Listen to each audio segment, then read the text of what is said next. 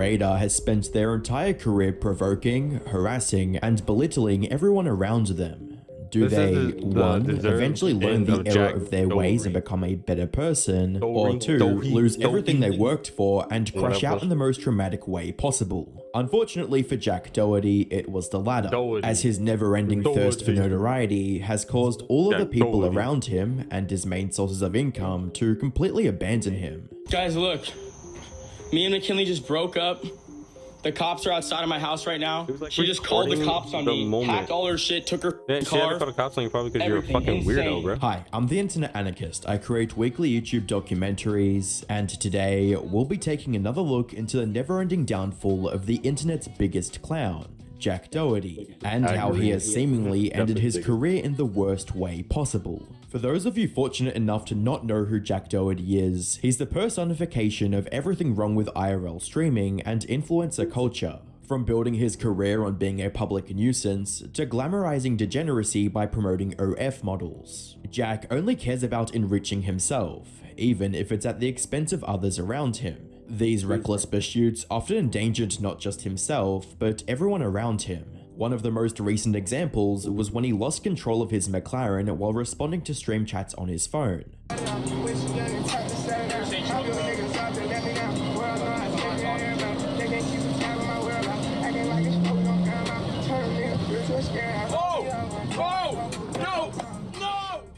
You'd think Jack would at least tone down his wild antics after such a traumatic event, but the publicity around the incident only encouraged him to take on more risky behaviors.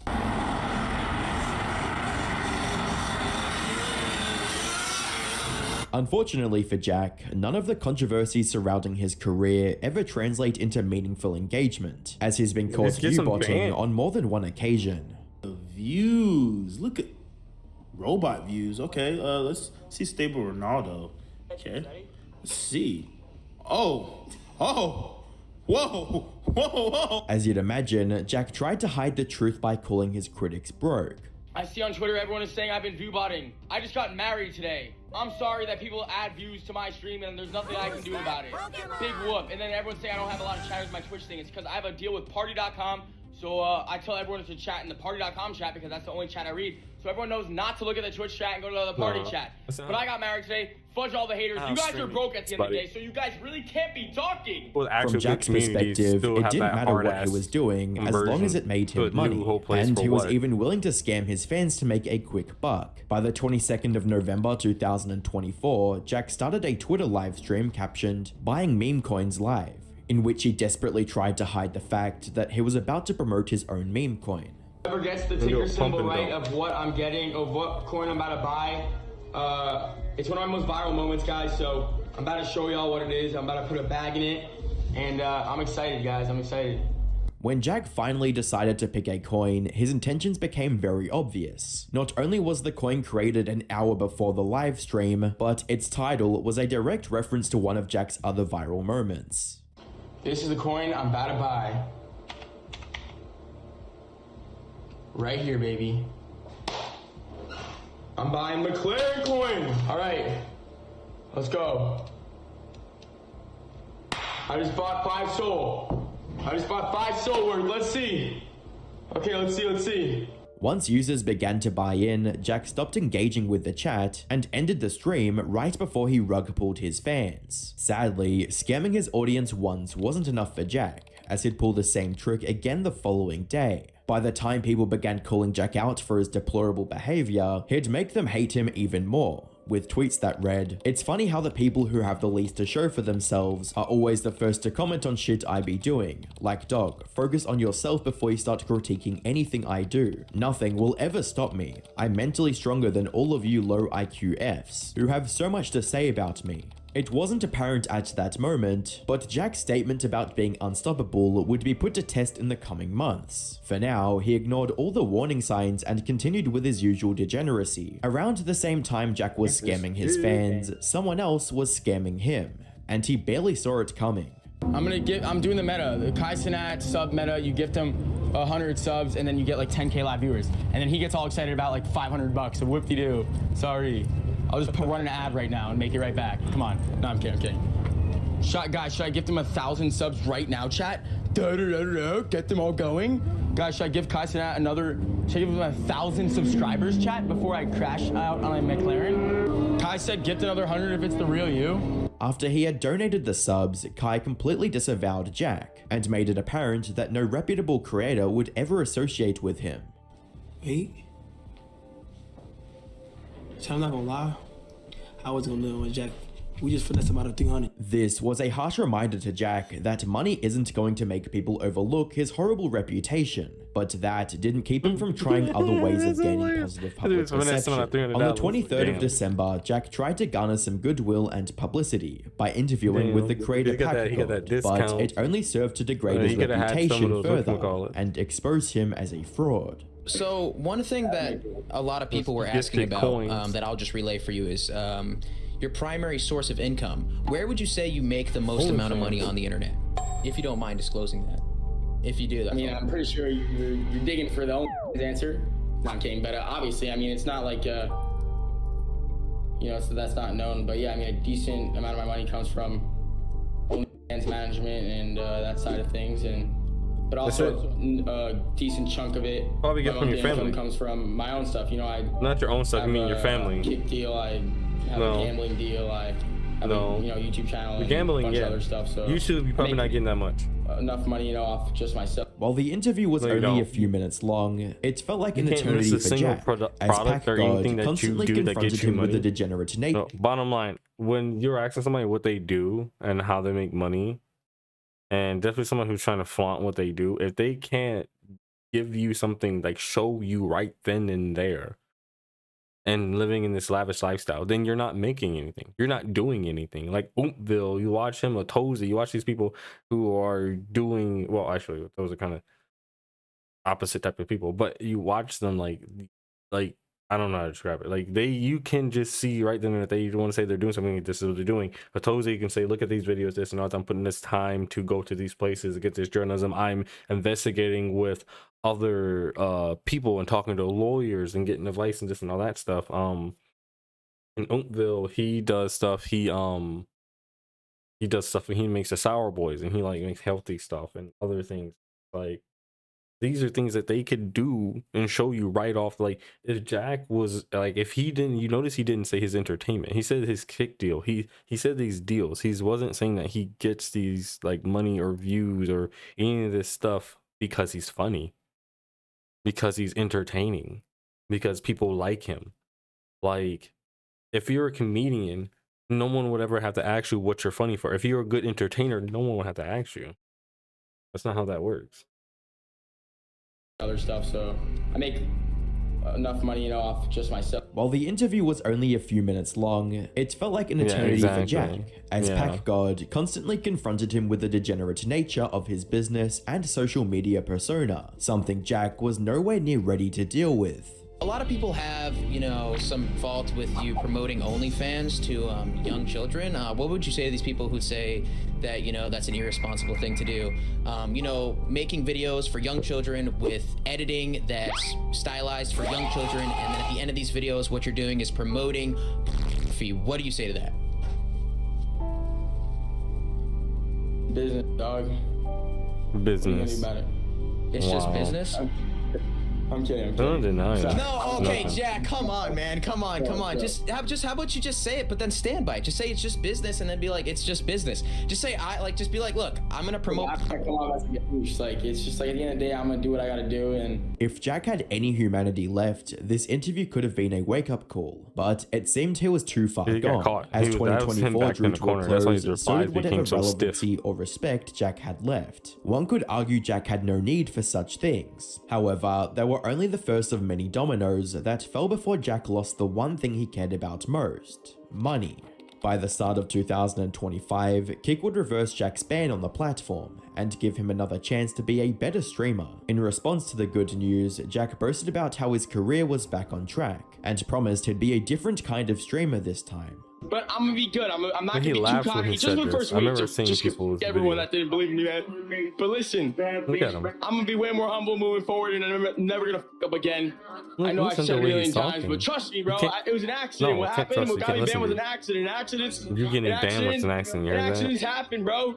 That's why it's called an accident. While there was a small chance Jack had actually changed, it was only a matter of time before he slipped back into his old ways. On the 19th of February 2025, Jack went live streaming with creator Joshua Block. And while everything was normal for the most part, things would take a turn for the worst when a random stream sniper decided to give him a taste of his own medicine. Wrong with him. I just have to, bro. Yeah. I think I might. Like, no, like something's actually mentally wrong with this guy. Like, he actually has problems, and like he has no guardian, and since he's an adult and no guardian, he can do whatever he wants with people. That's weird. The whole scene around him is already disturbing enough. And while everything was normal for the most part, things would take a turn for the worst when a random stream sniper decided to give him a taste of his own medicine. I just have to, bro. Yeah. I think I might just have to. Well, they're getting chips everywhere.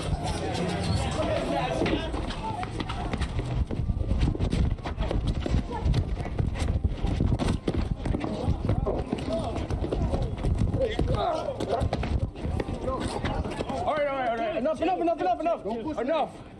Fucking bitch. They were jumping, and that's why it was blurred. It wasn't a 1v1. Bitch, now what? Dave, he's good, Dave, let him be. We're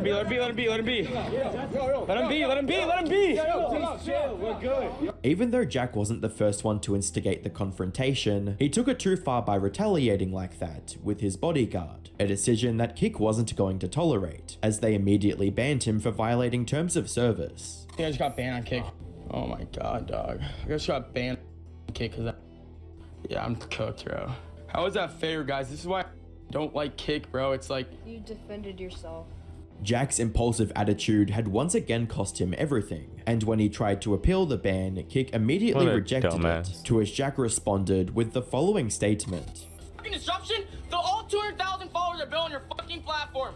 Fuck you and lick my fucking balls, Eddie. Fuck you and all your Australian friends. They all suck dick. I'm sorry, you guys are a bunch of pussies. You're turning into Twitch, and you know what? Twitch is fucking better, because I'm actually live on Twitch right now, because it's not a fucking liberal-ass platform like you guys. You're about to get banned. Dumbass. The border as well. After losing his most profitable streaming platform for the final time, Jack returned to his usual reckless stunts, hoping to regain some of his lost viewership. But it didn't turn out how he wanted.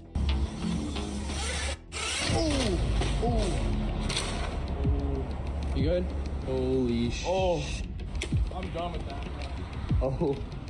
Despite the stunt landing him in the hospital, Jack was completely unwilling to learn his lesson and explore safer or less damaging forms of content creation. Looking back at his career as a whole, the only time Jack has ever shown any consideration or remorse for his actions was when it affected his income. Sadly, Jack would have to be taught that lesson one more time before truly understanding that his actions have consequences. By the 25th of March 2025, Jack woke up to the news that his longtime girlfriend, McKinley, had not just broken up with him, but also called the police to assist her in reclaiming her things. Stuff from his house because she needed to be a trip.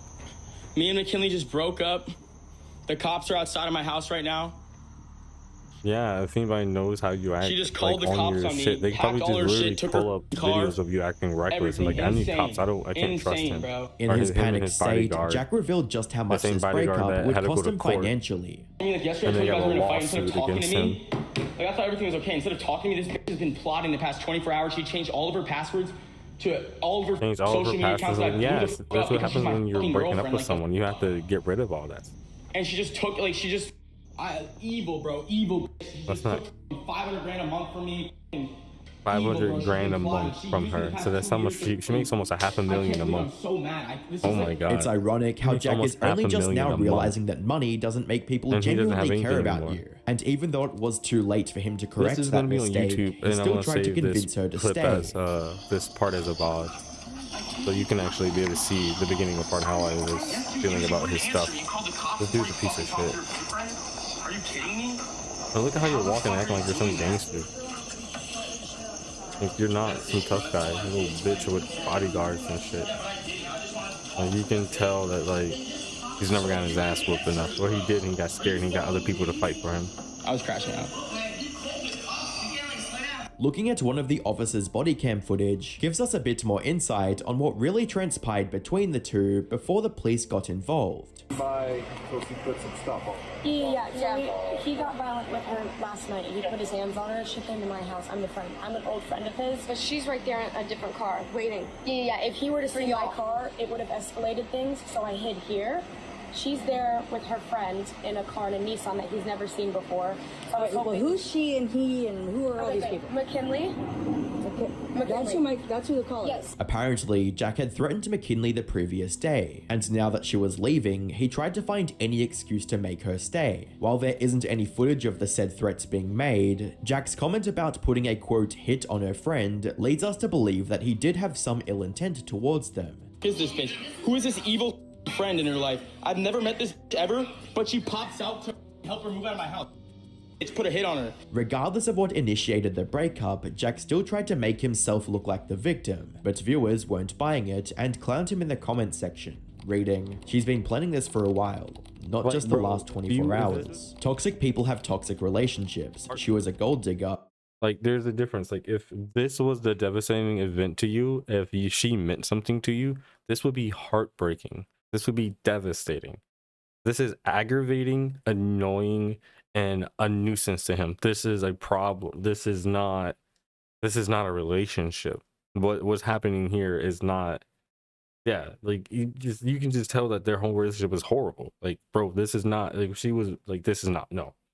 This is not pain. This is not, like, everyone deals with pain in different ways, but no, this is not how you deal with pain. This is how you deal with anger. But he's a jerk, so he had it coming. And no wonder why she broke up with you. Like, you call her names and never say sorry. You just buy her stuff. And of course she did grow up. Like, you're in your 20s, you're not 14 anymore, even though you act like it. Grow up. From alienating his closest friends, to losing his girlfriend, and the hundreds of thousands of dollars she brought in every month, Jack is finally suffering the consequences of his self-centered approach to life. For a while, Jack assumed such a thing would never happen. But now that it did, he has no one to blame but himself. Throwing money at his problems could only get him so far, and when you factor in his current trajectory, it's only a matter of time before he has nothing left. Yeah, definitely. Yeah. I don't know this guy from shit from fuck, because I only know him from, like, Atozy and other people talking about him. I've never watched his kick, never watched his Twitch, never watched anything else, because, like, fucking, if somebody goes from Twitch to Kick because of, like, gambling or something like that, and if it wasn't, like, a good channel, like, I don't get it. And then everyone on Kick had not everyone obviously, but a lot of people who do the live viewing, the live stream side has always been the same shit. Like, you don't go to Kick for good, like, eco environmental fucking streams. Like, they can do that on Twitch without problems. Like, the YouTube, they don't have to go to Kick to do stuff. Like, there are people on Kick who just have for certain freedoms and because they got banned on Twitch, but, like,